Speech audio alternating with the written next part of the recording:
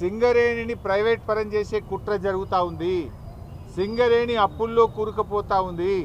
సింగరేణికి ఒక్క రూపాయి కూడా బొగ్గుకు డబ్బులు ఇస్తలేరు. కరెంటు తీసుకొని కూడా ఈ ప్రభుత్వం డబ్బులు ఇస్తలేదు. సింగరేణి అప్పుల పాలైపోయి ఓడీ తీసుకొని ఇలా జీతాలు ఇచ్చే పరిస్థితి వచ్చింది. ఓడీ తీసుకుంటే తప్ప బ్యాంకులో అప్పు తెస్తే తప్ప జీతాలు ఇవ్వని పరిస్థితికి సింగరేణి నెట్టివేయబడ్డది. దాదాపు 50,000 కోట్ల అప్పుల్లోకి సింగరేణి కూరుకుపోయింది. ఇవాళ రేవంత్ రెడ్డి గారు సింగరేణి పైసలు తీసుకుపోయి ఫుట్బాల్ ఆడుతున్నాడు. నీ అయ్య సొత్తాన్ని తీసుకుపోయినావా?